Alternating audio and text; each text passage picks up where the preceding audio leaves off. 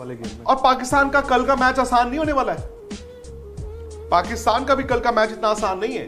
वो श्रीलंका खेल रहे हैं, को हराता है, अफगानिस्तान को हराता है और पाकिस्तान को भी हरा देता है। आपको मालूम है हम टॉप 4 में जा रहे हैं।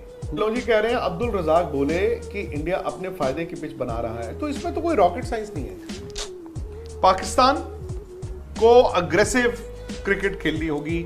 अग्रेसिव का मतलब है वो अग्रेशन फील्ड पे चाहिए। चौथी टीम सर न्यूजीलैंड पाकिस्तान, हाँ अभी 4 ही है। Pakistan will have to behave like Pakistan.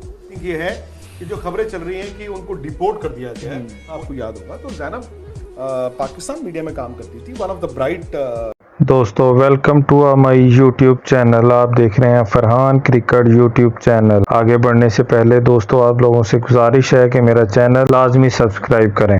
Pakistan versus Sri Lanka का मैच कल 10 अक्टूबर को वर्ल्ड कप का खेला जाएगा। इसी पर इंडियन एंकर विक्रांत गुप्ता की रिएक्शन वीडियो आई है। उन्होंने कहा है कि पाकिस्तान को अगर वर्ल्ड कप के में रहना है और अगर इसको जीतना है तो पाकिस्तान को अटैकिंग क्रिकेट खेलनी पड़ेगी। चलें विक्रांत गुप्ता की रिएक्शन वीडियो देखते हैं जो उन्होंने पाकिस्तान के बारे में स्टेटमेंट दी है। अफगानिस्तान को हराओगे तो सही, दम से हराओगे ना। तो पाकिस्तान वाले गेम में। और पाकिस्तान का कल का मैच आसान नहीं होने वाला है। पाकिस्तान का भी कल का मैच इतना आसान नहीं है।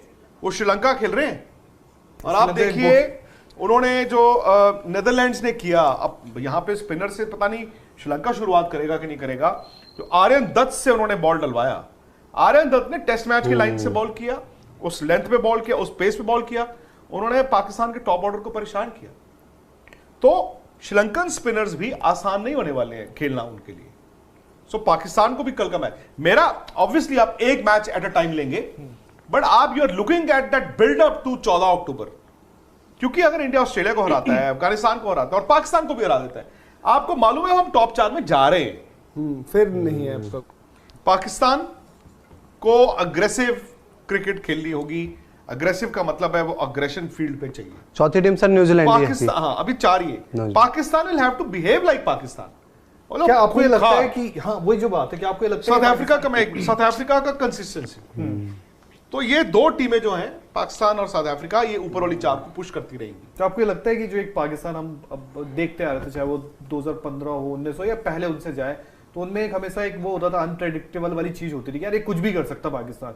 वो चीज अब लैक करती है। देखो वो प्लेयर्स ना, जब पाकिस्तान को हमेशा, और पाकिस्तान को अनप्रेडिक्टेबल अब से नहीं कहा जाता, ये 70 के दशक से कहा जाता है। 80s 90s में मतलब उनकी बेस्ट एवर टीम थी पाकिस्तान की, उनके हिस्ट्री की, उसको भी अनप्रेडिक्टेबल कहा जाता था। तो अब ना वक्त बदल गया है और मुझे लग रहा है कि पाकिस्तान ब्रांड ऑफ क्रिकेट जो है जिसके लिए वो जाने जाते थे वो देखने को नहीं मिल रहा। अब ऐसा नहीं है, उस मुल्क में 2009 के बाद क्रिकेट ही नहीं हुई कितने साल, एंड देन वो इतना पीछे चले गए, फिर आके कम से कम वो वर्ल्ड इवेंट्स में अच्छा खेले हैं। शायद अब मैं भी पीछे मुड़ के देखता हूँ ना, मुझे लगता है कि अगर वो अपने आप को और चैलेंज करते तो थोड़े और अग्रेसिव होते। ये है ना कि जैसे हम कह रहे हैं जो सारी की सारी डिस्कशन, पाकिस्तान क्रिकेट आप देखते कैसे थे? फास्ट बॉलिंग में अभी भी वो चीज है कि वो आपको एक्साइट करते हैं कि आपको लगता है कि देखो इन्हें बॉल करते हैं, पर बैटिंग में नहीं वो चीज। उनकी बैटिंग वो चीज लेकर आती थी। नसीम शाह की बात है ना, हसनैन को भी चोट लगी हुई है। हाँ मैं वही कह रहा हूँ कि बॉलिंग फिर भी है। बैटिंग में क्या होता था कि, और ये नहीं कन्वेंशनल नहीं होता था उनका तरीका। पहले आपको लगता था कि एक कभी जैसे इमरान नजीर भी होगी, अलग अलग जो खिलाड़ी आते थे जो हमें लगता था कि कुछ जैसे हम कहते हैं भाई आम भाषा में कि धड़े चला रहे हैं, वैसी बैटिंग भी करता था कोई कुछ अलग बैटिंग करता था। तो वो देखने में आपको लगता था यार कि वहां पर भी एक्साइटमेंट रहती थी कि कब क्या हो जाए, कब वो मैदान के बाहर अग्रेसिव थे। अरे भाई डर लगता था ना। अब मैंने जो एशिया कप में देखा श्रीलंका में, अभी पाकिस्तान के जर्नलिस्ट है बहुत सीनियर, मेरी उनसे भी बात हो रही थी, याया हुसैन जियो के हैं बहुत, तो उनसे बात हो रही थी। मैंने कहा यार समहाउ ना श्रीलंका में जाके जब मैंने फेस टू फेस देखा, टीम गुड बॉयज वाली टीम बन गई है। कभी कभी ना आपको बैड बॉयज बनना पड़ता है, आपको बनना पड़ता है। सवाल आया अगेन ये वर्ल्ड कप है बॉस, 2 मैच इधर से उधर हुए तो जो टॉप 4 की टीमें हमें दिख रही हैं धड़ाम से नीचे, और जिनको हम कह रहे हैं पुश करेंगे उनके 2 मैच अच्छे आए, वो ऊपर लोग जी कह रहे हैं, अब्दुल रजाक बोले कि इंडिया अपने फायदे की पिच बना रहा है, तो इसमें तो कोई रॉकेट साइंस नहीं है। नहीं, बट एटलीस्ट मैं ये कहूंगा कि इंडिया को पता तो है कि अपने फायदे की पिच है क्या। पाकिस्तान पहले वो फिगर आउट करे कि उनके फायदे की पिच कौन सी है, जहां पर पाटा मक्खन उनके बल्लेबाज रन बनाकर रिकॉर्ड बना ले, या जहां पर उनके गेंदबाज उनको मैच जिता सके। आजकल ना देखो क्या होता था, पाकिस्तान की पिचेस की बात होती थी, यहाँ पे इंडिया में हम कहते हैं ना सड़क बन गई, हाईवे बन गया, तो वहां से वो उसको सोशल मीडिया पे रिटेलिएट कर रहे हैं। वो एक चीज वही बात आ जाती है ना, मतलब लेमन वर्सेस ऑरेंजेस। बिल्कुल। और भाई टेस्ट मैच में हाईवे बन रहे थे, ये तो वनडे क्रिकेट है, तो वनडे में तो दुनिया भर में हाईवे ही वनडे है। क्रिकेट में तो आपको अच्छी विकेटें मिलेंगी। फिर वो कह रहे हैं जी बाउंड्री बड़ी छोटी है, तो बाउंड्री छोटी किसने की है, मैं आपको आप पता कीजिए जरा। सबसे छोटी आप पूछ मैं आप कहना चाहता हूं, बाउंड्री हैदराबाद अंदर में किसने की है? नहीं, हैदराबाद में छोटी बाउंड्री। नहीं, देखो सबसे ग्राउंड पहले बड़ी है, अंदर बाउंड्री तो उधर ही हुई है।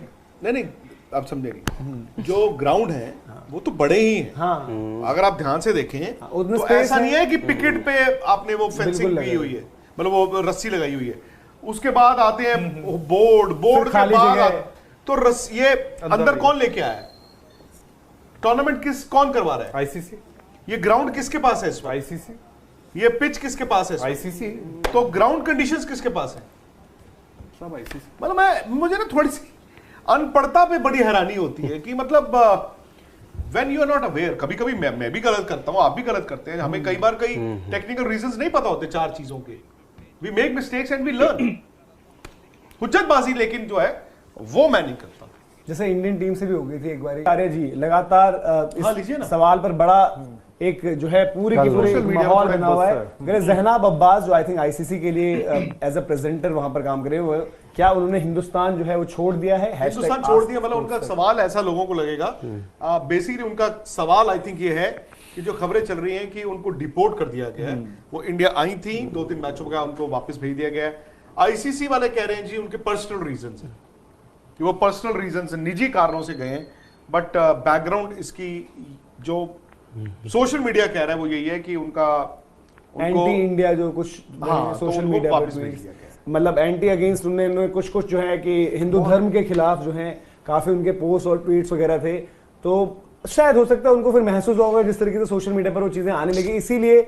और फिर अगेन यार देखो मतलब इंग्लैंड के वो थे ओली रॉबिन्सन। जब वो तो स्टार्ट उनका देखो उनकी उनका तो policy बहुत साल different है, पहले भी और तो। उनका वो था कि किस तरीके से इनफैक्ट काफी इंग्लिश क्रिकेटर्स पर वो भी है, जैसे आई थिंक याद आएगा आपको एलेक्स हेल्स पर। तो मैं जैनब को ना पिछले 6 साल से जानता हूँ, 6.5 साल से। बेसिकली जब 2017 चैंपियंस ट्रॉफी हुआ था, आपको याद होगा, तो जैनब पाकिस्तान मीडिया में काम करती थी, one of the bright journalist. तो वो उन्होंने विराट के साथ एक तस्वीर खिंचाई थी और इंडिया हार गया था। तो वो ये था कि उस चैंपियंस ट्रॉफी में वो जिस कप्तान के साथ तस्वीर खिंचाती थी, वो पाकिस्तान की टीम अगले दिन उस टीम को हरा देती थी। तो वहां से वो शुरू हुआ, and she is a very talented presenter भी। वो आईसीसी बहुत टूर्नामेंट्स की हैं उन्होंने, और लीग्स भी करती हैं।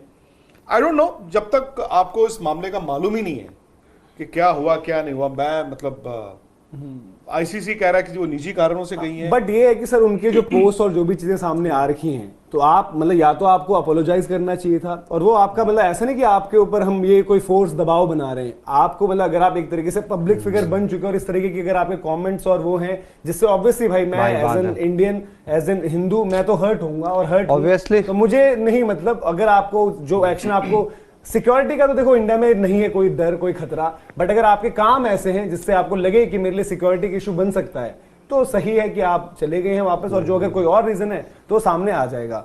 रोहित राणा जी कह रहे हैं